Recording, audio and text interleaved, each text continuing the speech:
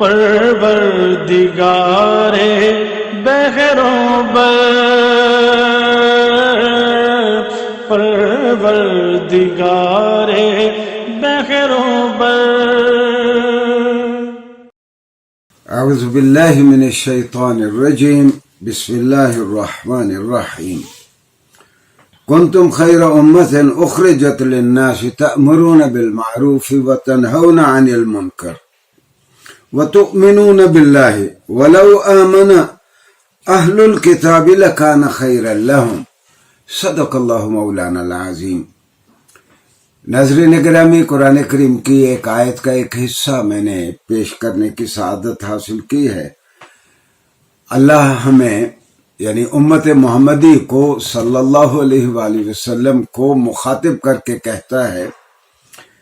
کہ اے مسلمانوں، ہم نے تم کو ایک مثالی امت بنا کے بھیجا ہے، تمہیں ایک ایسی امت بنا کے بھیجا ہے کہ جس کا کام لوگوں کو اچھی باتیں سجھانا اور برائی سے آگاہ کرنا ہے، اور تم صاحب ایمان لوگ ہو۔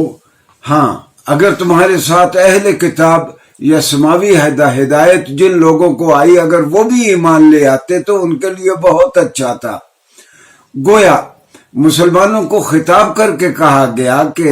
تمہارا ایک انٹرنیشنل اور ایک گلوبل کریکٹر ہے، تم ایک ایسی امت ہو جو پیغام الہی کی امین ہو، تم کسٹوڈین ہو اس بات کی کہ اللہ کے خلیفہ ہو، اور لوگوں کو آپ نے سمجھانا ہے کہ انسان کو اس دھرتی پہ کیوں بھیجا گیا ہے۔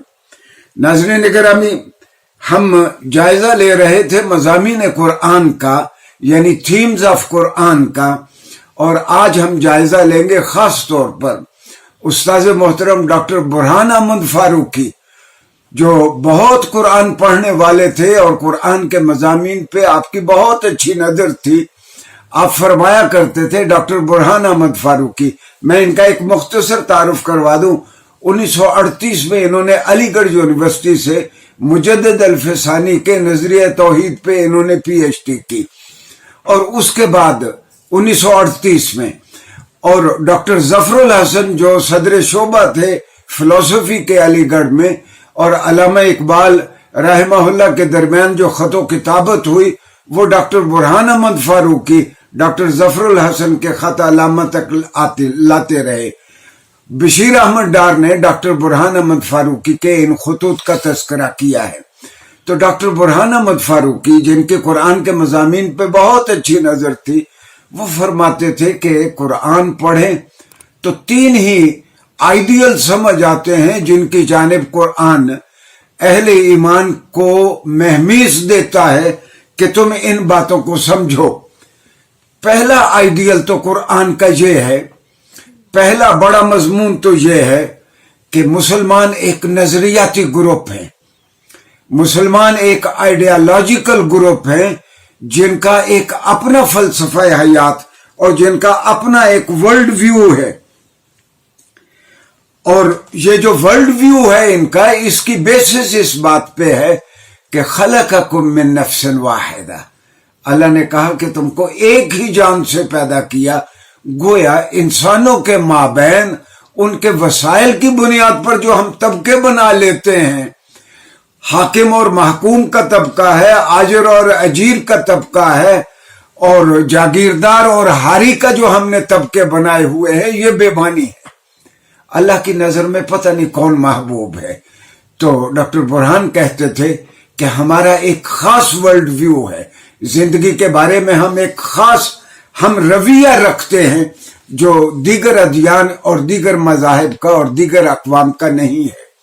اور دوسرا آئیڈیل یا دوسرا بڑا تھیم جو پورے قرآن میں مسلمانوں کو بار بار یاد کروایا جاتا ہے ڈاکٹر برہان احمد فاروقی کی رائے میں، وہ یہ تھا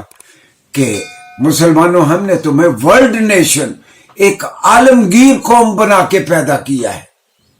جس طرح رسول اللہ صلی اللہ علیہ وآلہ وسلم